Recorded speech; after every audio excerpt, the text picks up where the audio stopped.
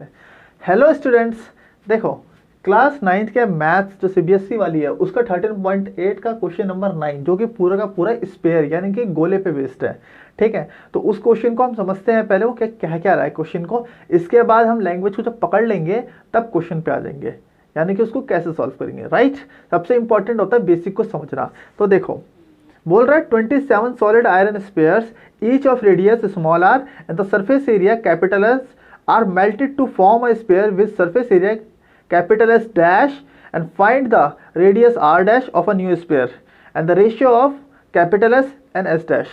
क्या कह रहा है, तुमसे पूछ रहा है कि r dash बताओ, यानी कि नया जो स्पेयर बनेगा इससे तो उसका रेडियस क्या होगा, और दूसरी बात पूछ रहा है कि दोनों के सरफेस एरिया का रेशियो बताओ। क्लियर है बात? तो देखो जरा,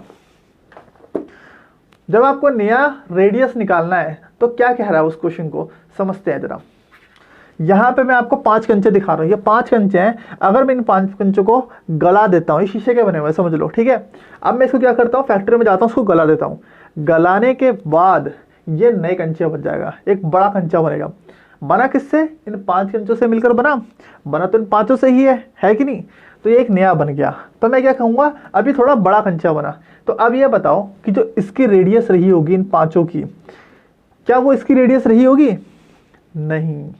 क्यों नहीं? क्योंकि अब ये बड़ा बन गया है, तो जाहिर सी बात इसकी रेडियस भी बड़ा हो जाएगा, है कि नहीं। उसी तरीके से अगर मैं बात करूं इनके सरफेस एरिया की, सरफेस में जिसको मैं टच कर सकूं बाहर से, जैसे ये देखो आप ये चीज देख पा रहे हो। अगर मैं इसको बाहर टच कर पा रहा हूं, इसका मतलब ये सरफेस है पार्ट, ठीक है। इस सरफेस को मैं टच कर पा रहा हूं, सरफेस मींस फेस को। तो मैंने क्या बोला आपको कि इनके बाहर वाले जो फेसेस हैं इनको टच कर पा रही है सरफेस एरिया। तो जो इन 5 का सरफेस एरिया वो क्या इसके बराबर होगा? नहीं होगा। इनके और इनके सरफेस एरिया में बहुत बड़ा डिफरेंस होगा। अब बात करते हैं वॉल्यूम की, ठीक है। रेडियस का खत्म कर लिया हमने, सरफेस एरिया समझ लिया। अब देखो वॉल्यूम में क्या होता है कि अगर मैंने इस 5 के 5 को गला दिया और एक नया बनाया तो इसका वॉल्यूम और इसका वॉल्यूम दोनों इक्वल हो जाएंगे। जानते हो क्यों? क्योंकि बना तो भाई इसी चीज से है, समझ रहे हो। जैसा मैंने क्या बोला, मैं गया दूध लेने और एक बंदा मेरे साथ और आया दूध लेने। तो दूध लेने जब हम गए तो डेयरी वाले ने क्या करा, दूध को डोलू में डाला। तो मेरे पास था 1 लीटर का डोलू और एक के पास था 2.5 लीटर का डोलू, ये 2 लीटर का डोलू। अब क्या करा, दोनों ने 1 लीटर दूध लिया। तो एक बात बताओ, मेरे में ज़्यादा दूध दिखेगा या उसमें दिखेगा? मेरे में दिखेगा ना। इसका मतलब मेरा जो दूध है वो ज़्यादा दिख रहा है, उसका कम दिखेगा, क्योंकि उसका जो बर्तन था वो बड़ा हो गया और मेरा बर्तन बहुत छोटा था। बात समझ में आई आपको? क्लियर है बिल्कुल? चलो यही बात आपको समझनी है। इसका मतलब जो अंदर जो वॉल्यूम है, जो सामान अंदर गया वो क्या है, बराबर है, पर जो अंदर का साइज था वो बढ़ गया, इसका मतलब वो कम दिखने लगा।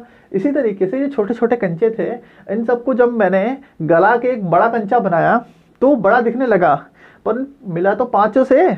इसी तरीके से यहाँ पे देखो ये क्यूब है, अगर मैं इस क्यूब को इस तरीके से काट देता हूँ तो वो 4 क्यूब बन जाएंगे। तो जाहिर सी बात है इनकी जो डायमेंशंस हैं, यानी जो साइड्स है, किनारे हैं, वो इन दोनों में फ़र्क हो गया। इसकी साइड्स बड़ी बड़ी थी, इनकी साइड अब छोटी छोटी होगी, सिंगल की। इतनी बात समझ में आई? अगर मैं इनके सरफेस एरिया की बात करूँ इस पूरे वाले के, तो क्या इनके सरफेस एरिया को जोड़ के बनेगा वो? नहीं।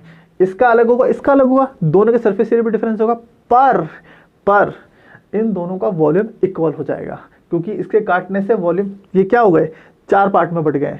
पर ये इन दोनों का वॉल्यूम हमेशा क्या होगा, इक्वल होगा। मैंने क्या कहा आपसे कि ये पूरा का पूरा बना तो इन 4 से ही है, या ये 4 जो आए उस एक से तो आए। इसका मतलब आपको क्लियर हो गया कि वॉल्यूम क्या होता है। अगर हम किसी चीज़ को मेल्ट कर देता हूँ, मेल्ट मीन्स गला दूसरा नया चीज़ बनाता हूँ, तो हमेशा उसका जो वॉल्यूम होगा वो इक्वल होगा। इतनी बात क्लियर है? यही कंसेप्ट हमें यहाँ पे यूज़ करना है, इक्वल वाला, इक्वालिटी वाला, ठीक है। तो जरा क्वेश्चन को करते हैं हम समझने के लिए। तो क्वेश्चन को देखते हैं अब। वॉल्यूम हमेशा इक्वल होगा जब उनको गलाया जाएगा। गला के अगर मैं किसी चीज़ को चेंज करता हूँ तो हमेशा उनका वॉल्यूम इक्वल होता है। तो देखो वॉल्यूम ऑफ स्फीयर क्या है आपको 4/3 पाई आर क्यूब। ये तो नॉर्मल फॉर्मूला है जो हम सबको याद रहना चाहिए। अब वो क्या कह रहा है कि सबका जो रेडियस 27 सॉलिड स्फीयर का वो क्या है स्मॉल आर, जैसा कि क्वेश्चन में लिखा हुआ था। तो उनका वॉल्यूम क्या बनेगा हमारा, उनका वॉल्यूम क्या बनेगा, देखो 27 है यहाँ पे सॉलिड स्फीयर, इसलिए 27 गुणा करेंगे किससे 4/3 पाई आर क्यूब से। यहाँ पे जो आर की वैल्यू है वो वही आर है जो आपको गिवन था क्वेश्चन के अंदर, राइट। तो उस चीज को लिख दी गई है यहाँ पर। अब क्या करना है आपको, अगर मन करता है 3 से काटने का 27 को तो काट दो, और नहीं मन कर रहा तो छोड़ दो इसको, कोई दिक्कत वाली बात नहीं है। आगे क्या करना है, नए स्फीयर का वॉल्यूम निकालना है आपको। तो उसके लिए 4/3 पाई आर क्यूब कौन सा आ रही है, आर डैश वाला है जो आपको क्वेश्चन में गिवन है, राइट। इतनी बात क्लियर है। याद रखना ये आर और ये आर दोनों अलग अलग है, सेम नहीं है। क्लियर है बात। अब देखो उन दोनों का मैंने क्या बोला आपको कि जो 27 स्क्वायर वाला था ये इक्वल किसके हो जाएगा, जो नया वाला बना रहा था। अभी बताया था थोड़ी देर पहले मैंने आपको कि भाई जो छोटे छोटे बहुत सारे 27 है टोटल, वो बराबर किसके, एक बड़े स्क्वायर के हैं। क्लियर है। उनकी रेडियस तो बराबर नहीं होगी ना, उनका सरफेस एरिया बराबर होगा, केवल क्या इक्वल होगा, वॉल्यूम। यहाँ पर भी वही चीज की गई है कि दोनों का वॉल्यूम इक्वल कर दिया गया है, इसलिए मैंने इक्वल का साइन लगा दिया। अब क्या करना है आपको, अब यहाँ पे 4/3 से 4/3 काट दो। जब आप उधर लेके जाओगे तो कटना ही कटना है, वही चीज मैं यहाँ पे काट रहा हूँ। पाई से पाई काट दिया।